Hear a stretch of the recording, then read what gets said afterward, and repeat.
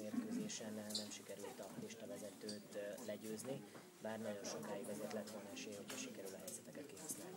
Azt gondolom, hogy elég közel álltunk hozzá, hogy meglepetést okozzunk, bár egy 3-0-ás meccs végén ezt már talán más színezetbe mondhatja az ember. Az idény egyik legjobb formáját mutatta a csapat, ami a játékot illeti, még azt is megmerném kockáztatni, hogy a meccs döntő részében inkább mi voltunk fölényben. Egyszerűen nyomasztó, hogy nem tudtunk ma sem, és az elmúlt fordulóban nagyon kevés gólt lőni, főleg, hogy emberelőnyben is bőven volt lehetőségünk.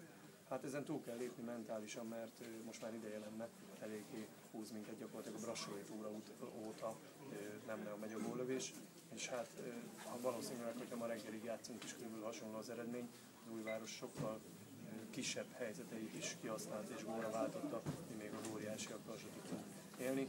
Ami biztató és azért pozitív, mert nem tudom szó nélkül hagyni, hogy nagyon-nagyon jól küzdött és jó tempóban, taktikailag azt gondolom elég fegyelmezetten játszott a csapat, ezt nagyon örömmel vettem, csak ez egyszerűen nem párosult a sikeresség.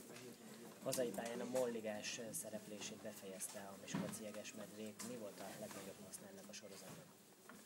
A legnagyobb haszna az volt a sorozatnak, hogy éles meccseket játszottunk, és hétről hétre most már talán lehet azt mondani, hogy a tavalyi éven inkább csak villogtattuk, egyszer-egyszer egy jó teljesítménnyel úgymond az oroszlánkörmöket, most legyen annak a csapatnak a problémája az utazás, aki nyugodtan és félváról véve minket akar idejönni Miskolcra, vagy akar ellenünk kiállni. Én azt gondolom, hogy ha más nem, akkor a Móligában annyit sikerült elérni, hogy potenciálisan pontszerzési eséllyel tudunk jégre lépni. Az más kérdés, hogy most talán amiben leginkább érnünk, fejlődnünk kell, azon kívül, hogy rengeteg konkrét dolog is van, de a teljesítménynek a konstans és folyamatosan egy jó átlagot képviselő szintjét kellene mielőtt megtalálnunk, amiből lehet kilépkedni. Ne legyen gyenge meccs, ne legyen jó meccs, hanem legyen egy nagyon jó átlag, vagy egy erős átlag, amire lehet építkezni. Ettől még azt gondolom, hogy egy kicsit messzebb vagyunk, ezen kell dolgozni tovább.